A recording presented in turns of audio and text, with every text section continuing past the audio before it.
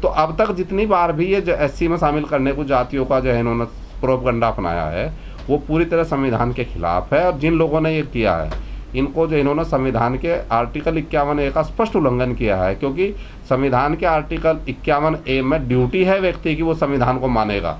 और जो अधिकारी इस तरह के आदेश जारी करते हैं, चाहे वो जुल्हा का हो, कबीरपंथी का हो, बुनकर का हो, कोली का हो, 17 जातियों का हो, तो ये सब आदेश जो है विधि के विरुद्ध हैं और इनके खिलाफ राजद्रोह के मुकदमे चलने चाहिए पहले तो जिन अधिकारियों ने ये आदेश किए हैं। क्योंकि जो राष्ट्रपति को शक्ति दी है इस देश के महामहिम राष्ट्रपति को शक्ति दी कि एससी की जो नोटिफिकेशन है जातियों को शामिल करने का या बाहर निकालने का राष्ट्रपति करेगा जब संसद पारित करेगी। और उसको एक उत्तर प्रदेश सरकार का प्रमुख सचिव या अपर सचिव या विशेष सचिव उस आदेश को जारी कर रहा है। तो इस देश में जो है यदि इस तरह के आदेश होंगे तो कानून नाम की कोई चीज़ बचेगी नहीं है। जो चाहे जो किसी का कर दे, राष्ट्रपति का आदेश को वो कर दे, तो ये सब इलीगल है और इनके खिलाफ ठोस कार्रवाई होनी चाहिए। सुप्रीम कोर्ट का ये आदेश है कि अनुसूचित जाति के फर्जी प्रमाण पत्र पर जो व्यक्ति नौकरी करेगा तो सीधी उसकी बर्खास्तगी है और वसूली उससे अलग से होगी। एससी के फर्जी सर्टिफिकेट पर यदि किसी आदमी ने नौकरी प्राप्त की है तो उसकी बर्खास्तगी है। सुप्रीम कोर्ट का डबल बेंच का आदेश है, अभी हाल ही का है 2 साल पुराना। तो उसमें जो है ये नहीं कह सकता कि मैं इतने साल से नौकरी कर रहा था और मुझे जो है उसका लाभ दिया जाए।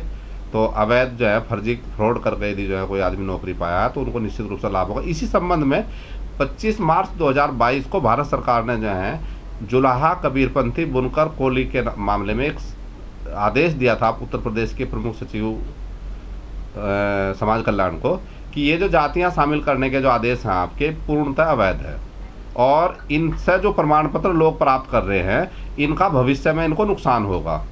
ये सारी अधिसूचनाएं रद्द कर दी जाएं और यदि आपको किसी जाति को एससी में शामिल करना तो प्रॉपर प्रस्ताव भेजें, प्रॉपर प्रस्ताव भरकर उसकी मॉनिटरिंग होगी। स्टैंडिंग कमेटी में होम मिनिस्ट्री इसको करती है तो वहाँ से इसका जो है मूल्यांकन होगा ये एससी में शामिल हो सकते हैं नहीं तो। लेकिन इन्होंने प्रस्ताव भेजते नहीं हैं और जो है राजनीति करते हैं खाली। और फूट डालो, अंग्रेजों वाली जो है वो कहावत है कि फूट डालकर राज करें। ये इकट्ठे होने की जब जब संभावना लगती है एससी, एसटी, ओबीसी और माइनॉरिटी की तब इस तरह के प्रोपगंडे चलाए जाते हैं। ये वोट लेने का खाली है। अभी लोकसभा चुनाव 2024 के लिए तमाम लोग जो हैं उनके उन जातियों के नेता भी वो खूब प्रोपगंडा करेंगे और उनको कहेंगे हम तुम्हें जो है एससी में शामिल कराएंगे और वोट लेने के बाद उनको शामिल नहीं कराएंगे वो, और ना वो शामिल हो सकते हैं।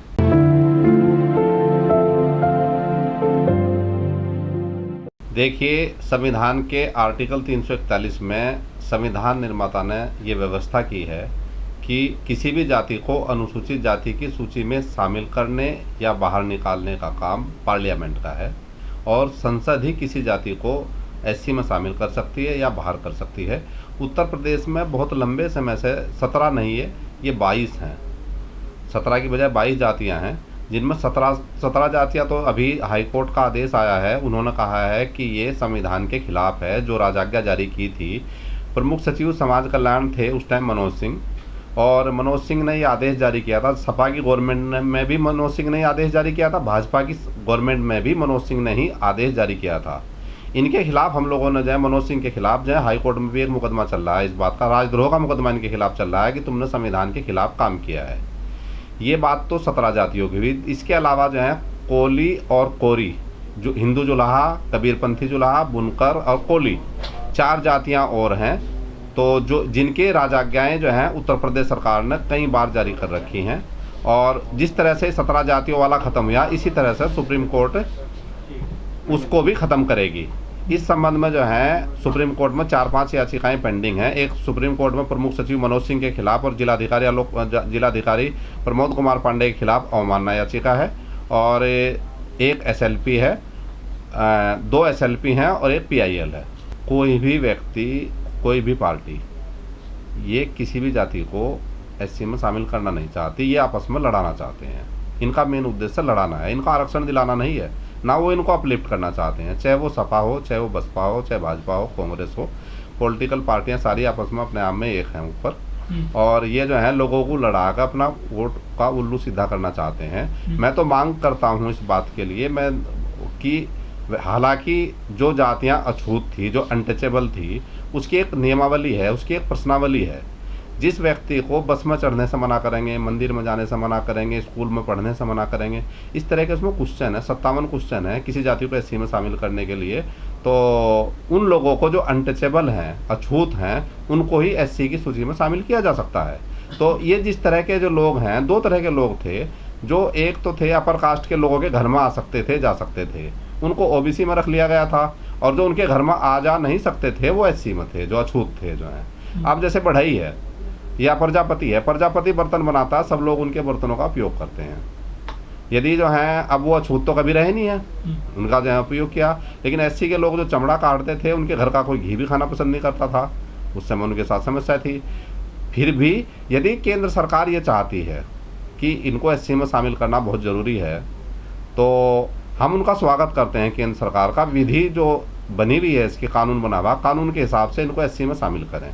साथ में उससे पहले इनकी गिनती कराएं कि इनकी कितनी जनसंख्या है। जितनी इनकी जनसंख्या है उतने प्रतिशत आरक्षण जो है ओबीसी के में से काट के और वो एससी में जोड़ दिया जाए। यदि 21% आरक्षण एससी का है उत्तर प्रदेश में, तो 21 में यदि 10% लोग हैं ये, तो 10% जोड़कर उसको 31 कर दिया जाए एससी के आरक्षण को, और इनको जो है जोड़ दिया जाए। हम उनको माला पहना कर जो है उनका स्वागत करेंगे जो हमारे एससी में शामिल होंगे।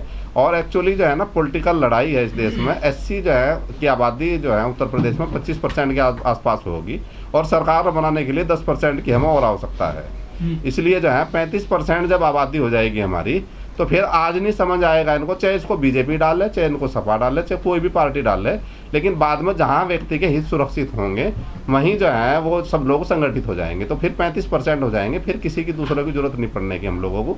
हमारा सरकार बनाने के लिए पर्याप्त वोट हो जाएगा, और हम चाहते हैं कि इनको ये शामिल कर दें। लेकिन संसद में जो विधि बना रखी है, संसद में पारित करा के और आरक्षण बढ़ा के एससी का इनको शामिल कर दें, हम लोगों को उसका जो है बहुत फ़ायदा होगा, पॉलिटिकल भी फ़ायदा होगा। और इन लोगों का यदि ये लगता है कि एससी में शामिल होगा कुछ ज़्यादा लाभ मिलता है, ज़्यादा लाभ पढ़ने से मिलता है, चाहे वो जनरल का हो, चाहे एससी का हो, चाहे एसटी का, चाहे ओबीसी का, तो वो पढ़ने से मिलता है। लेकिन लोग सोचते हैं एससी में शामिल होने से ज़्यादा लाभ मिलेगा, तो अपग्रेडेशन होना चाहिए। एससी के लोगों को जो है अपग्रेड होना चाहिए, ओबीसी के लोगों को अपग्रेड होना चाहिए। यहाँ तो डिग्रेड होने की बात जो है राजनीतिक लोग जो है चलाते हैं कि डिग्रेड जो है हो रहे हैं कि तुम एससी में शामिल कराएंगे, ये मिलेगा वो मिलेगा। मिलना पढ़ने से होगा। बाबा साहब ने जो अधिकार दिया था, शिक्षित बनो, संगठित रहो, संघर्ष करो, उसी से जो है वो चलेगा। लेकिन ये लोग अपने ओबीसी की जनगणना के लिए क्यों जोर लगा रहे हैं? एक्चुअली मुझे ये बात कहनी नहीं चाहिए। ओबीसी को जो अदर बैकवर्ड क्लासेस जो हैं नाम दिया गया था, तो ये बैकवर्ड नाम इनको जो दिया गया था, ये बिल्कुल सही नाम दिया गया था। ये वास्तव में बैकवर्ड हैं। हर जगह बैकवर्ड ना होते तो सभी जितने भी संवैधानिक चीज़ें हैं सबके लिए शेड्यूल कास्ट के जो हैं 2 जातियां विशेष तौर पर जाटा और चमार, ये लड़ती हैं सबके लिए। ये ब्राह्मण के लिए भी लड़ रही है, मुसलमान के लिए भी लड़ रही है, ओबीसी के लिए भी लड़ रही है। तो ये ज़्यादा खा रहे हैं। आरक्षण कहाँ से खा रहे हैं? आरक्षण तो जो है लोग ऐसा कहते हैं सर। लोगों के कहने से कुछ नहीं होता, वो डाटा होता है। सेंट्रल गवर्नमेंट का डाटा होता है, स्टेट गवर्नमेंट का डाटा होता है। पूरे भारत में जो है कितने जो है सुप्रीम कोर्ट, हाई कोर्ट में जज हैं, उससे आपको पता चल जाएगा कितना आरक्षण खा लिया इन्होंने, किसने खा लिया। ये बात जो है सब उड़ाई जाती हैं, ये कुछ नहीं है, सब फर्जी बातें हैं। और यदि जो है कोई व्यक्ति जो है प्रतिनिधित्व आज तक किसी भी नौकरी में जो है क्लास 4 से लेकर क्लास 1 तक की कहीं भी जो आरक्षण जो है इनका जो 21% आरक्षण है, किसी भी गाँव में 21 आदमी शेड्यूल कास्ट के आपको नौकरी में नहीं मिलने के। पूरे भारत में घूम लो आप, और किसी भी जो है ज़िले में 21 आदमी IAS अफसर नहीं मिलने के आपको, किसी भी ज़िले में जो है। तो वो आरक्षण किसने? आरक्षण तो 90% जो है जो अपर कास्ट के लोग हैं, ब्राह्मण विशेष तौर पर, उन लोगों ने, उनके पास है, और उनका डाटा है बाकायदा कि कितने प्रतिशत आरक्षण किसने खाया। वो तो लिखा पढ़ी में है, उसमें कोई झूठ बोलने वाला मामला नहीं है। और मैं एक बार पुनः इस बात का जो है आपके चैनल के माध्यम से जो है केंद्र सरकार को, राज्य सरकार को कहता हूँ कि जितनी भी जातियों को एससी में शामिल करना, उनकी पहले गिनती करा लें, और गिनती कराने के बाद जितना उनका जो है संख्या होगी उतना आरक्षण ओबीसी में से काट कर एससी के साथ जो है जोड़ दिया जाए, और जोड़ कर जो है इनको एससी में शामिल कर लिया जाए, और फिर हम केंद्र सरकार के, राज्य सरकार के आभारी रहेंगे।